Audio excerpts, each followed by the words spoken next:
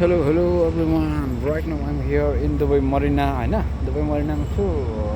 अब यहाँ आएको चाहिँ म सिटी वकदेखि अलमोस्ट 3 डेज भयो हैन यो चाहिँ अब एकदमै टुरिज्म हो टुरिज्म प्लेस हो हैन यहाँ बोटहरू पनि छ उता पनि एउटा बोट जाँदैछ मेबी तपाईहरुले देखिरहनु भएको छ हैन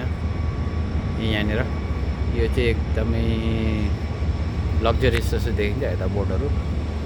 अनि यस्तो छ यहाँ बोटहरू चल्छ हैन अनि एकदमै एक्सपेन्सिभ ठाउँ हो यो चाहिँ दुबई मरिना भन्छ हैन यहाँ चाहिँ अहिले म यहाँ काम गर्दैछु हैन यहाँ आएको 3 डेज भयो सिटी वकमा थिएँ म पहिले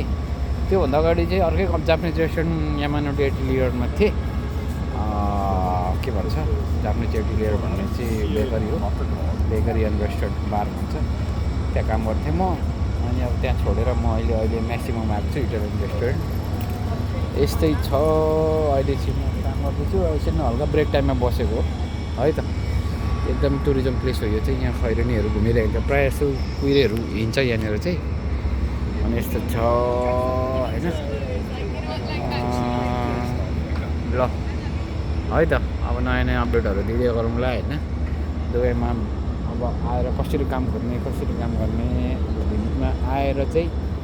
कसरी काम खोज्ने भन्ने कुरोहरूमा जानकारी इन्फर्मेसन दिँदै गरौँला हैन किनभने यहाँ एकदमै धेरै दलैहरू छ क्या अनि अब मेन चाहिँ कस्तो हुन्छ भन्दाखेरिलाई टिकटक लाइभ आउने टिकटक लाइभमा आएर मेरो यो डिमान्ड छ यो डिमान्ड छ यो डिमान्ड छ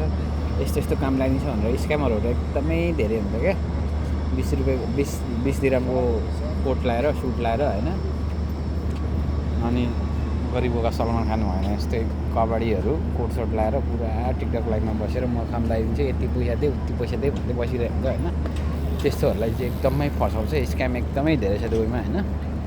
त्यो सबैदेखि बचेर अब कसरी काम गर्ने कसरी काम खोज्ने भन्ने कुराहरूको म चाहिँ इन्फर्मेसनहरू दिउँला दिँदै गरौँला हैन यस्तै छ दुबईमा आएछु काम गर्दैछु राम्रै छ यहाँ पनि अब दुःख चाहिँ दुःखै हुन्छ स्ट्रगल चाहिँ गर्नुपर्छ 1-2 वर्ष हैन त्यसपछि पछाडिको दिनहरूमा चाहिँ धेरै राम्रो हुन्छ धेरै राम्रो गर्न सकिन्छ यहाँ पनि फ्युचर राम्रो छ मैले देखेको चाहिँ युरोप